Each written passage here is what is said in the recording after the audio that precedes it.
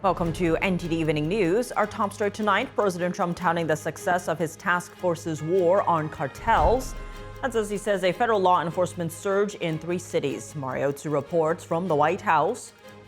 Homeland Security highlighting the arrest of an MS-13 gang member in Maryland, and protests against ICE continue around the country, including in Portland, Oregon. Jason Blair is there as the city braces for National Guard.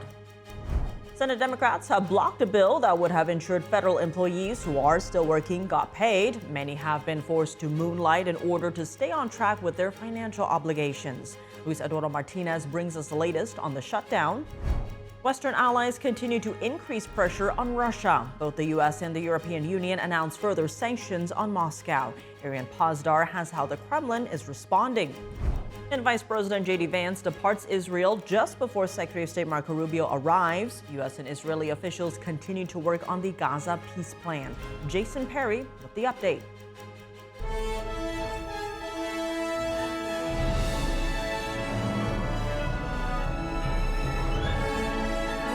This is NTD Evening News, live from our global headquarters in New York City. Here's Tiffany Meyer. Good evening, and thank you for joining us tonight. President Trump touting the successes of his Homeland Security task forces, and the president calling off a federal surge in San Francisco while eyeing Chicago, Portland, and Memphis. NTD's Washington correspondent Mario Tzu has more from the White House. The cartels are waging war on America, and just as I promised in the campaign, we're waging war on them like they've never seen before. President Trump today is touting the successes of his Homeland Security task forces in removing illegal drugs, lethal weapons, and foreign terrorists. It should now be clear to the entire world that the cartels are the ISIS of the Western Hemisphere. This is coming as Secretary of War Pete Hegseth Tuesday announced the 9th strike against suspected drug smuggling boats near Latin America. So our message to these foreign terrorist organizations is we will treat you like we have treated Al-Qaeda. We will find you, we will map your networks, we will hunt you down, and we will kill you. Secretary of Homeland Security Kristi Noem says that fentanyl has been cut down by 50% coming into the U.S. and that 3,200 terrorists have been taken off the streets, while President Trump says that since January, over 120,000 criminals have been arrested. This while President Trump is calling off plans that would have surged federal agents into San Francisco this weekend. After speaking to the city's mayor, who President Trump says promised to turn the city around. So we are holding off that surge, everybody, and we're going to let them see if they can do it. The president heard him out. He said, okay, I'll give you a chance. We'll be watching, and if you need us, we are here. President Trump says he'll be focusing on other cities like Chicago, Portland, and Memphis. Meanwhile, as we reach the 23rd day of the government shutdown, Democrats say, and Senate Republicans continue to offer no solutions relative to a bipartisan agreement. But the White House says it's on the Democrats, adding that the shutdown could cause significant travel delays during the holiday season. If Democrats continue to shut down the government, they will also be shutting down American air travel. And that funding for the food benefit program SNAP will lapse for more than 40 million Americans on November 1st. That is next week. Democrats are solely responsible for all of this unnecessary pain. This comes as President Trump is set to depart the White House for Asia tomorrow, where he'll be meeting with the leaders of Malaysia, Japan, and South Korea. He also has on his schedule a meeting with CCP leader Xi Jinping on Thursday. Reporting from the White House, Mario Tzu, NTD News. It's day 23 of the government shutdown. Federal workers are now guaranteed to miss their first full paycheck after Senate Democrats shot down a bill aimed at alleviating the pain for government employees who are still working. Our Washington correspondent Luis Eduardo Martinez has more on this story. All Republicans and 3 Democratic senators voted in favor of a bill introduced by Republican Ron Johnson that would have mandated that accepted federal employees, those still working without pay, like air traffic controllers and active duty military personnel, be paid during the government shutdown. The bill failed as it did not meet the 60-vote threshold. Traffic controllers, some people call the policemen of our skies, they have been showing up at work without pay. And news reports have suggested that these men and women are seeking outside employment just to keep their families afloat. 45 Democrats voted against the bill and 3 crossed party lines to support it. Those were Pennsylvania Senator John Fetterman and the 2 senators from Georgia, John Ossoff and Raphael Warnock. Democratic Senator Angus King and Cortez Masto, who have voted with Republicans to reopen government, did not support the bill. I do think in the Democrat senators' hearts, they want to vote to open the government up. They don't want to hurt the American people. But we've seen they have a radical base, a base that's out of control. And if they vote to open up the government, what's going to happen is they are going to be primaried. They are going to be attacked. Maybe their funding might dry up. Democrats have voted against a continuing resolution to reopen government 12 times now. And Democratic leadership has dug in on their messaging that it is President Trump who's to blame for the government shutdown, even though he is not the one in control of government funding. Democrats are demanding $1.5 trillion in additional spending that would only benefit 22 million Americans. Donald Trump is the president. Republicans control the House and the Senate. They've made the decision to shut down the government, and they are the ones who consistently have taken adverse actions, made clear that they want to hurt the American people. What shutting down the government has to do with this, I have no idea. I mean, why you would say to veterans now you can't get health care, why you would say to 650,000 Missourians who are about to miss food stamp payments, you can't eat. How does that help anybody? That doesn't help anybody. It is important to note that the Supplemental Nutrition Assistance Program, otherwise known as SNAP, will stop distributing benefits in over 25 states commencing on November 1st. Over 42 million Americans depend on the SNAP program for basic nutrition. Reporting from Washington, D.C., Luis Eduardo Martinez, NTD News. Homeland Security touts the arrest of an MS-13 gang member who had previously been removed from the U.S. and says the department is continuing to prioritize the, quote, worst of the worst illegal aliens. NTD correspondent Jason Blair is in Portland, a hot spot for protest activity. Good evening, Jason. What updates do you have from the DHS as well as the continuing ICE protests in cities around the nation? Hey, Tiffany. Yeah, so the DHS did say that they arrested MS-13 member Cesar Contreras Lopez, who was apprehended in Maryland by U.S. Marshals and Washington, D.C. ICE. He has homicide charges pending, according to ICE. And this is while the DHS continues to highlight that they are targeting the worst of the worst, as you said, targeting dangerous illegal immigrants for deportations, while the Trump administration is on track to shatter the annual deportation record. And as we know, the San Francisco deployment was called off by the White House earlier today. But before that news broke, there were a lot of protesters that gathered in the Bay Area next to actually a Bay Area Coast Guard installation where federal agents were said to be driving, and they were ended up blocking the vehicles of the federal agents going to this area, as you can see. Probably see on the footage we have here. Local news did report that while they were trying to block the vehicles, the agents had to try to disperse the crowds using different methods like tear gas and things. According to ABC 7 local news outlet, there were 2 injuries to protesters during this process, and obstructing the immigration enforcement vehicles has been a kind of an ongoing theme, as we've seen in Chicago and Illinois, here in Portland as well, which can be, as we see, very dangerous for both agents and the protesters. Back to you. And Jason, what's the situation currently like in Portland? Well, as we know, the National Guard has been approved to be deployed here. I've been kind of hanging around here in front of the facility. I don't notice any major changes yet.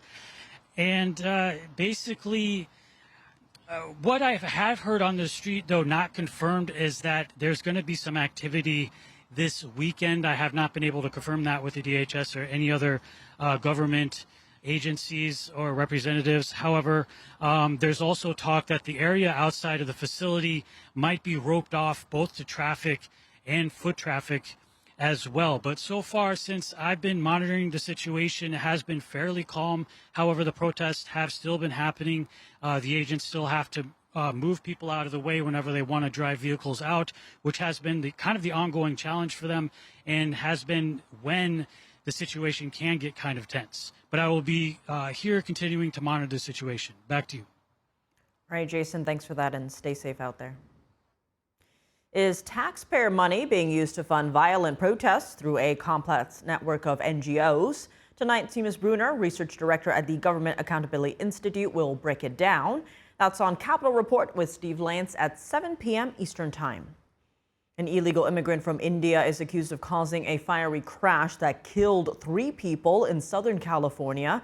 Federal sources say the suspect was released into the U.S. under the Biden administration in 2022. NTD's Christina Corona has more on the story and a warning. This report includes footage some viewers may find disturbing. Investigators say 21-year-old Jashanpreet Singh, an Indian national, was driving a semi-truck on Interstate 10 in Ontario, California, when he slammed into slow-moving traffic. Dashcam video suggests he never hit the brakes, and police say toxicology tests indicate he was driving while impaired. The crash involved 8 vehicles, including 3 other big rigs that were involved in the collision, and left at least 6 people injured, in addition to the 3 who were killed. Homeland Security officials say Singh was first stopped by the Border Patrol in California's El Centro sector in 2022 and was released pending an immigration hearing under the Biden administration. He was released into our country by the previous administration. So now ICE has lodged a separate detainer for this individual, and these tragedies are following a disturbing pattern of these criminal illegal aliens being issued commercial vehicle licenses. 2 of the 3 people killed have been identified as Clarence Nelson, a former assistant basketball coach at Pomona High School, and his wife Lisa. The White House confirmed that California issued Singh a driver's license. I can confirm that California gave this individual a license, and it is something that the Department of Transportation has already looked into. I know Secretary Duffy, who's doing a phenomenal job, has spoken on this many times in the crackdown that the Department of Transportation is taking on these licenses that are wrongfully being issued to people who clearly do not deserve to uphold these positions. The San Bernardino County District Attorney's Office filed charges against Singh on Thursday. He faces 3 counts of vehicular manslaughter with gross negligence and 1 count of DUI causing injury. Authorities have not specified which drug was involved. Singh is expected to make his first court appearance at 1:30 p.m. local time on Thursday. Christina Corona, NTD News. Western allies are increasing pressure on Russia. The U.S. is hitting major Russian oil companies with sanctions, and EU member states also agree on further sanctions against Moscow.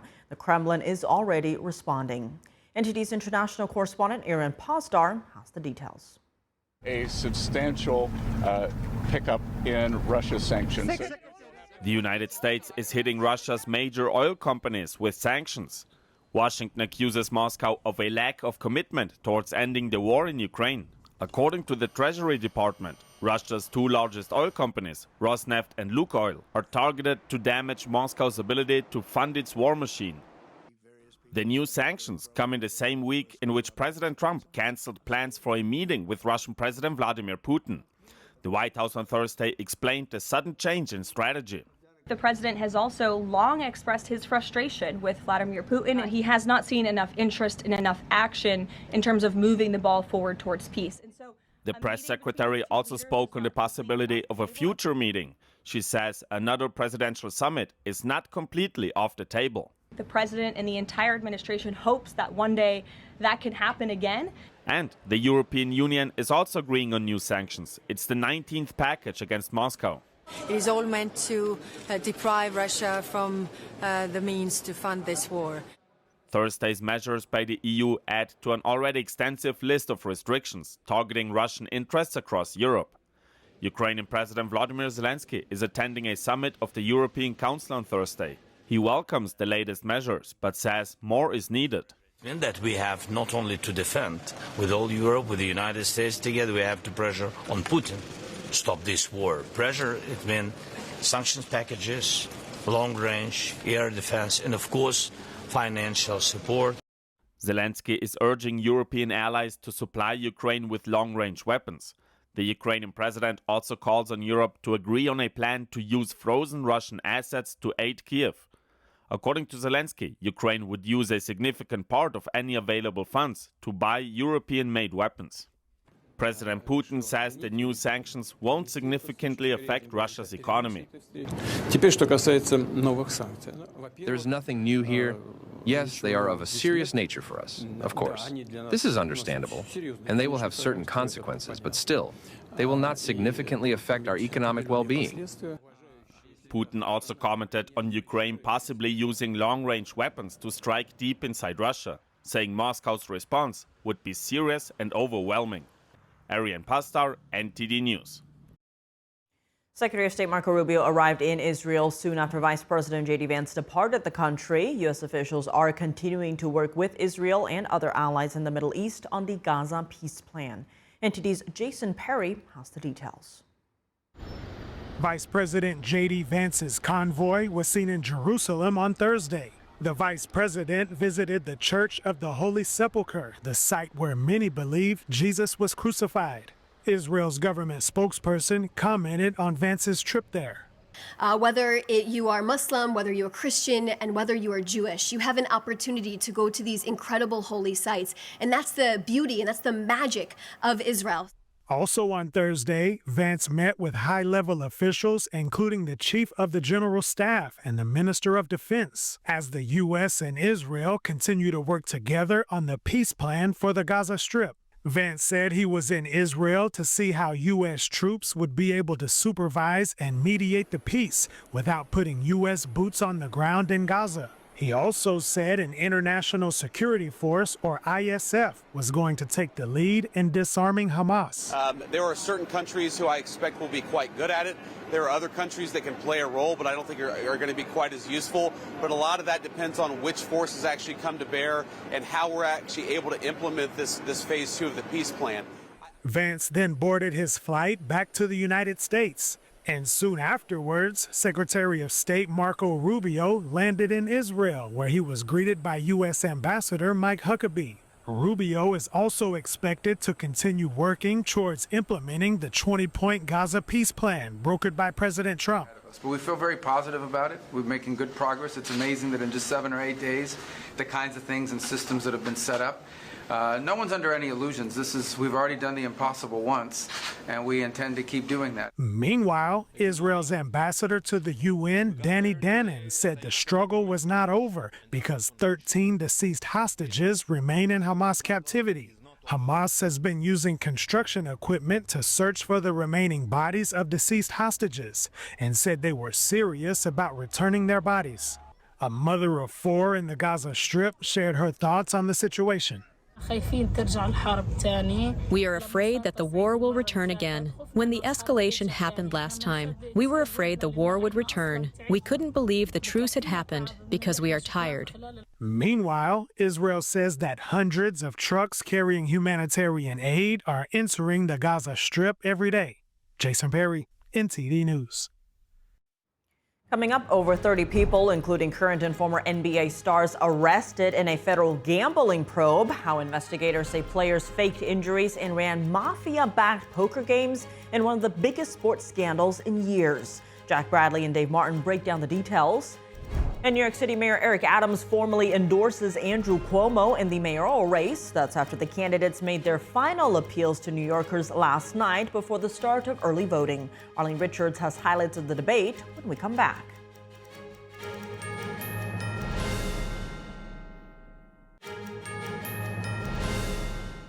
Welcome back. I'm Tiffany Meyer. Mayor Eric Adams today formally endorsed independent candidate Andrew Cuomo to replace him as the next mayor of New York City.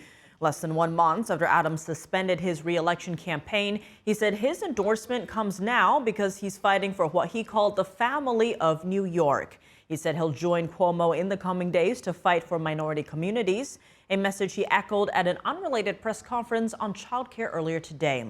Frontrunner Zohran Mamdani said in a statement that he wasn't surprised by Adams' endorsement of Cuomo. He said both men aligned themselves with President Trump and that he would turn the page on what he called big money politics. Adams said he was putting aside his earlier fight with Cuomo in exchange for a fight for the New York family. This comes after New York City mayoral candidates sparred for the second time last night, with all 3 contenders trading lighthearted jabs in their final pitches to voters. NTD's Arlene Richards was there and now shares some of the takeaways. It was a night of last impression on Wednesday evening as candidates for New York City mayor made their final pitches to New Yorkers in their second debate before early voting. All three contenders made their enthusiastic bids before a crowded auditorium of voters who often cheered and clapped. Wednesday's debate came as Republican candidate Curtis Sliwa faces a growing number of calls to drop out of the race. He vowed to stay in and allow New Yorkers to decide. Sliwa made enthusiastic and sometimes humorous jabs at his opponents in a last push to get voters on his side. It's us versus them. It's us versus the insiders and the billionaires. It's us versus CUOMO. It's us versus Zorhan. Andrew, you didn't leave. You fled from being impeached by the Democrats in the state legislature. Meanwhile, top contenders Andrew Cuomo and Zohran Mamdani exchanged heated jabs in their final pleas to New Yorkers. My critiques of the politics of the past is right here on the stage. You can see in Andrew Cuomo someone who had 10 years to deliver on so much of what he's spoken about. You have never had a job. You've never accomplished anything. There's no reason to believe you have any merit or qualification for 8.5 million lives. The first question posed to candidates focused on the federal raid in New York City's Chinatown neighborhood on Tuesday that led to the arrest of 9 street vendors. All three candidates agreed that the federal government shouldn't get involved in local matters, but they had slightly different views on how the mayor should handle it. I've had a lot of dealings with President Trump, and there's only one way to deal with him. He puts his finger in your chest, and you have to put your finger right back in his chest. Mamdani said the city shouldn't be collaborating with the federal government like the current mayor does. What we need to do is actually pass the street vending reform bills that have been in the city council, some of which that this mayor has actually overridden. Sliwa said there's no communication between local authorities and the feds. But we can't tolerate citizens attacking our federal law enforcement forces in the street because then that will just lead to anarchy. At a press conference following the debate, Sliwa said the NYPD didn't show up because they were hiding behind the sanctuary city law. According to Homeland Security, those arrested were illegal immigrants from West Africa. Moderators covered a number of general topics such as rising housing costs and policing. There also were questions designed for each candidate. For example, they said Mamdani criticizes others but avoids answering questions. Cuomo is viewed as unethical, and Sliwa is a character. Most recent polls show Mamdani is still leading the pack, with Sliwa a distant third. As New Yorkers head to the polls on Saturday for early voting, they will have to make some tough decisions between an embattled former governor, a character icon of the city, and a self-described democratic socialist. Arlene Richards, NTD News. We're following the developments involving current and former NBA stars arrested and charged in an illegal gambling and sports betting operation. NTD's Washington correspondent Jack Bradley has more. The FBI led a coordinated takedown across 11 states. More than 30 people, including current and former NBA stars, are being charged in 2 overlapping cases involving illegal sports betting and mafia-backed poker games. Portland Trail Blazers head coach Chauncey Billups and Miami Heat guard Terry Rozier are among those arrested and charged on Thursday. Not only did we crack into the fraud that these perpetrators committed on the grand stage of the NBA, but we also entered and executed a system of justice against La Casa Nostra. Authorities say Rozier was part of a conspiracy to profit off of non-public NBA information, including when players planned to sit out or leave a game early.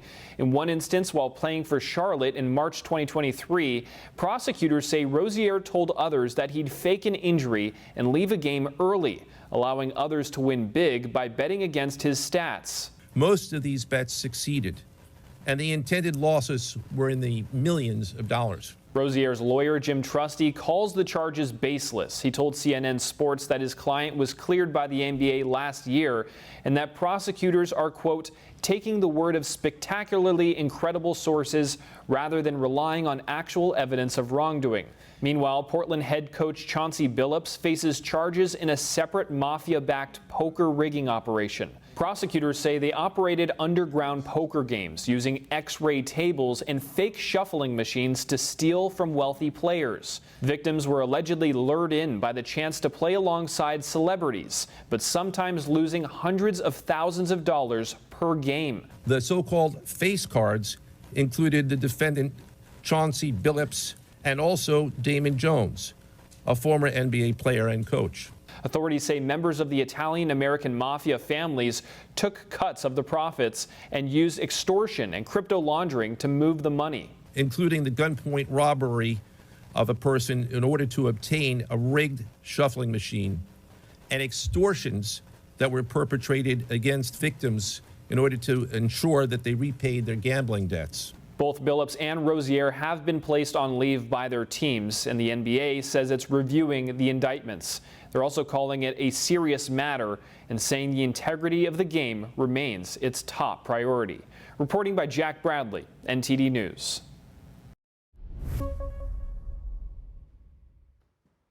And for more discussion on this case, we're joined now by NTD's Dave Martin. Dave, thank you so much for joining us. You know it's serious when you're sitting, but first, what's been the league's response to this thus far? Yeah, well, Jack just actually kind of mentioned this. Portland Trailblazers head coach Chauncey Billups and Miami Heat guard Terry Rozier have been placed on leave from their teams, according to the NBA. Now, one former player who was mentioned at this morning's press conference was Jontay Porter. Now, Porter was banned from the NBA last year in a gambling scheme around prop bets, those individual bets. Now, Porter admitted in court to manipulating his performance in 2 games during that season. Now, it sounds somewhat similar to the allegations against Rozier. Now, according to the indictment, Rozier allegedly told a friend he would remove himself from a game with a supposed injury. This is back in March of 2023 when he played for the Hornets. They then alleged that his friend sold that information to bettors for $100,000. Now, if those charges hold, it could be a similar punishment to what Porter got, which was a permanent ban from the league. Now, I also should mention, though, the NBA actually looked into this case a couple of years ago and already decided that he was innocent. In any case, the NBA definitely takes this very seriously. Maybe these authorities, though, have found new allegations. Now, there is another former player mentioned here, Damon Jones, who was also an assistant coach for Cleveland. He was also an unofficial assistant coach for the Lakers in 2023. What are the allegations against him? Yeah, selling insider information that the betting public would not know. By the way, I don't know what an unofficial assistant coach is, but that's what they say that he was apparently for the Lakers. Now, according to the filing, before a February 9, 2023 game against the Milwaukee Bucks, Jones texted a co-conspirator to, quote, get a big bet on Milwaukee tonight because a prominent player would not be playing. The indictment does not name the player, but if you look up the box score, and of course everybody has, only 2 players did not play that night. One was Scottie Pippen Jr., the other was LeBron James. And Milwaukee did beat the Lakers that night. Now, ESPN is reporting, according to sources close to James, James was the prominent player but was unaware of what Jones was doing. James actually missed 3 straight games with ankle soreness at that time, so it seems pretty legit. It's also important to note LeBron James is not accused of doing any wrongdoing in this indictment. Maybe it's similar to Shohei Ohtani, in that people around him were betting, but not him. Well, looking at this case as a whole, how bad of a look is this for the league? The more details that emerge, the worse it looks. When I originally saw this, I didn't think it looked too bad. It looked like maybe the NBA, I should say, had kind of escaped, unscathed. But the big one, though, is the integrity of the game. If the fans think that these games are anyway fixed, that is a very tough thing for the league to recover from. Hence the lifetime bans for players that bet against themselves or their team.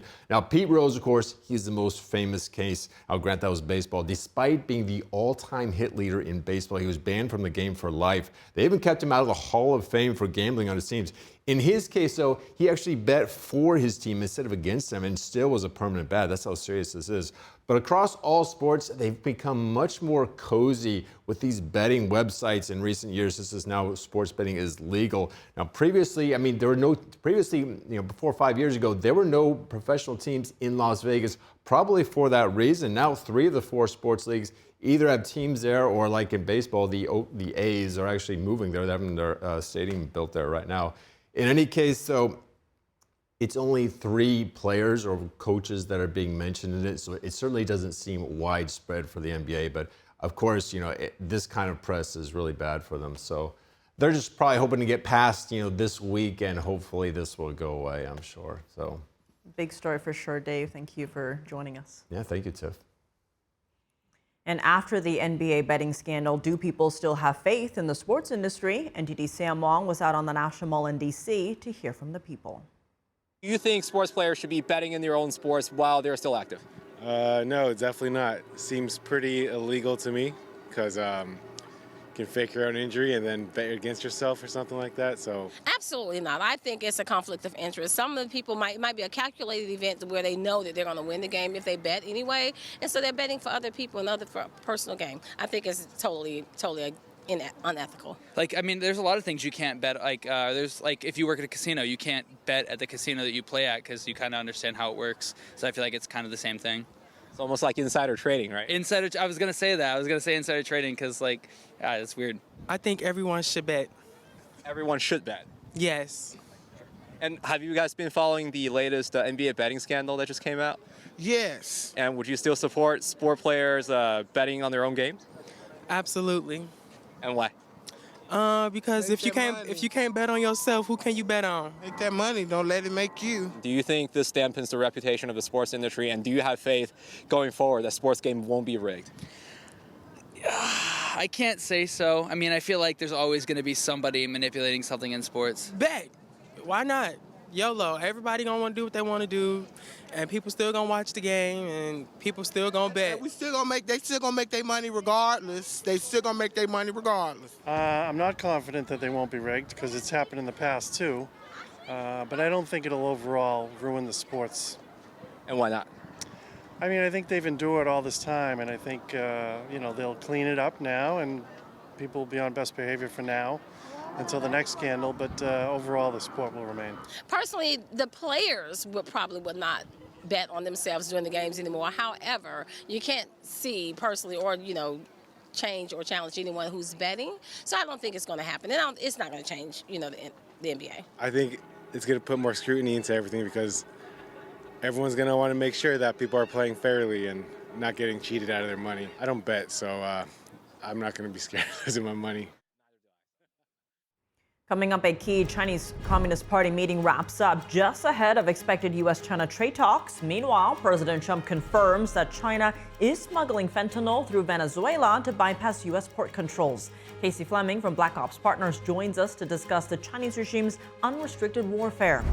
And the Chinese regime has threatened to cut investment in the U.K. if a major project faces delays. Critics warn the project could pose serious risks to national security. Malcolm Hudson has that story after the break.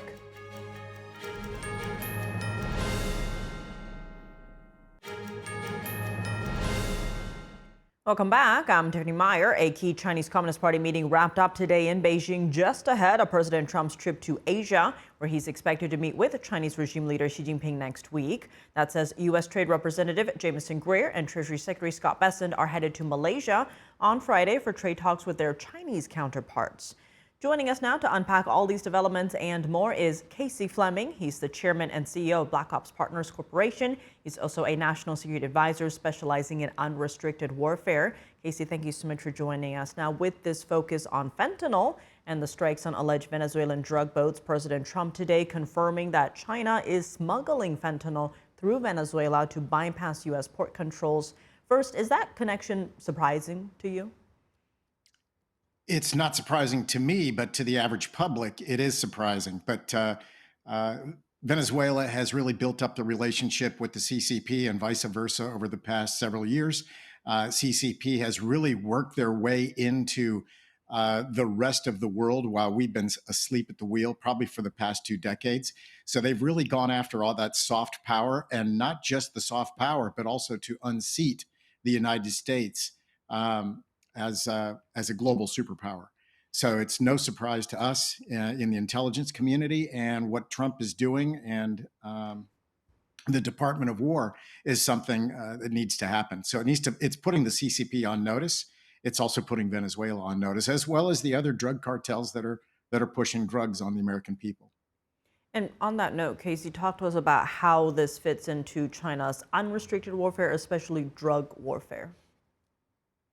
So the overall strategy of the Chinese Communist Party, and they are the puppet master to Russia, Iran, Pakistan, North Korea, and so on. And underneath Iran, you've got all the terrorist organizations. So it fits into basically weakening your enemy from within. So you never have to fire a shot. You never have to go to full military. So that is the ultimate goal. In fact, it's Sun Tzu in The Art of War says, win the war without fighting. So that's what they're doing. And fentanyl is, they say, hey, look, the British did it to us back in the 1850s with the Opium Wars, number 1 and number 2. So this is all fair game. And so, we're doing what they did to us. And so they justify it that way. But make no mistake, this is a war, and it's in capital bold letters with drug warfare. Unrestricted is the overall umbrella, drug warfare underneath it. But it's to weaken your enemy from within. And this drug warfare is very, very serious. In the intelligence community, we believe that number is well over 100,000 a year. That's almost double what we lost in the total lifetime of the Vietnam War every year. It's also losing like a Boeing 737 with 200 people in it every day.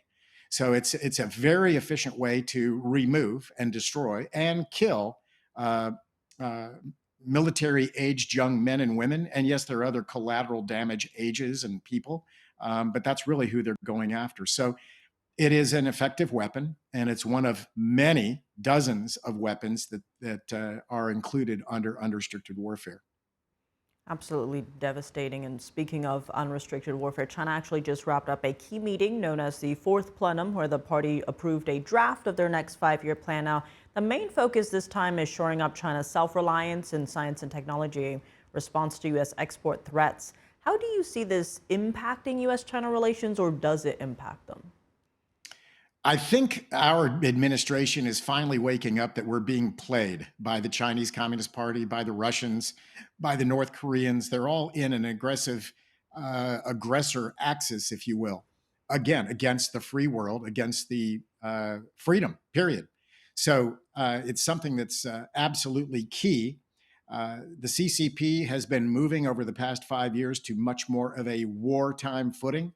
Not just unrestricted war, but conventional wartime footing. And you actually saw them display their cards a few weeks ago in their answer with rare metals, rare earth metals. So you actually saw them show their hand. They backed off of it, but that's exactly the way that they're thinking. So when the American people say, hey, look, I can't get enough of this Chinese light fixture or Chinese cars or car parts or investments in China or anything made in China, that's who you're doing business with. They keep showing their hands. Nobody's connecting the dots. And that's really who you're sponsoring, funding to declare war on you. They've already declared unrestricted war, which is everything short of conventional war. But you're also seeing them create this whole platform of a war footing to be self-contained, along with their other Axis aggressors against the rest of the free world. They also claim that they're pushing for a multipolar world. Make no mistake, the Chinese Communist Party, it's a bipolar world. It's communism versus freedom. Now, Casey, the economy was also a big focus in this meeting. Tomorrow, actually, U.S. Treasury Secretary Scott Bessent and Trade Representative Jamieson Greer are meeting with their Chinese counterparts in Malaysia. What are you anticipating to come out of this meeting? Could we see a trade deal hammered out? We hope that there's a trade deal. I mean, like I just said, the world is going, it's already gone. we're just late to waking up to the fact that it's a bipolar world. Choose communism or choose freedom. And so, like I said, we've been running kind of naked for the past 20 years. We have not been minding our allies and the rest of the world and shoring up this freedom type of universe that we'd like to have. We've kind of ignored it. We've kind of focused on other things internally and all other problems to keep us distracted while the CCP replaces the U.S. in all these partnerships, especially in the Indo-Pacific. So we hope that there's a deal that can be struck, a true alliance and partnership for decades with every one of these countries that say, you know what, we prefer freedom over totalitarianism and total control. Well, Casey Fleming, as always, thank you so much for joining us. Thank you for having me. The Chinese regime threatens to cut investment in the UK if Britain delays a wind turbine factory in Scotland proposed by a Chinese firm. Critics of the plan warn that the Chinese turbines would bring serious risks to the UK's national security. Here's more from NTD's international correspondent, Malcolm Hudson. A Chinese firm tied to the Chinese Communist Party recently announced plans to build the UK's largest wind turbine manufacturing facility in Scotland. The plans have been met with warnings over threats to Britain's national security, but now China has threatened to cut investments in the UK, claiming political interference from the British government is delaying construction of the project. Infrastructure group Minyang Smart Energy wants to spend nearly $2 billion to build the facility. It would be the UK's largest for making turbines and would supply them for offshore wind farms in UK waters, many of which are located near vital subsea cables and communications links. Last week, Member of Parliament Greg Smith raised concerns about Chinese interference. Our security services have warned us about the risks of Chinese state-sponsored hackers trying to infiltrate and destroy energy systems in the West. And hidden kill switches have been found in Chinese solar installation technology in the United States. And last February, MP Andrew Bowie noted security vulnerabilities. If Chinese manufactured turbines are installed, security experts have warned that sensors could spy on British seas, defence submarine programmes, and indeed the layout of our energy infrastructure. We would be reliant on Chinese equipment and software, Chinese suppliers for updates and maintenance, handing Beijing significant opportunity for interference. Britain's Treasury has sought to encourage more Chinese investment in the UK. China's foreign ministry has accused Britain of politicisation in the name of national security, threatening to cut investment if it continues. The Scottish wind turbine project is not the first with Chinese ties to face controversy in Europe. Last August, an offshore wind farm project in Germany dropped a partnership with Minyang, instead choosing the Spanish-German firm Siemens Gamesa to build its turbines. Germany's defense ministry had openly flagged cybersecurity concerns over the use of Chinese kit, and Europe's wind turbine industry warned the deal would give China access to critical infrastructure. Malcolm Hudson, NTD News. Coming up during a Tesla earnings call, Elon Musk discussed Tesla's future and why he needs a $1 trillion pay package to run the company. David Lamb reports. And French authorities continue to investigate the brazen daytime jewel theft at the Louvre. The suspects remain at large, but police may have caught a break. Details on that when we return.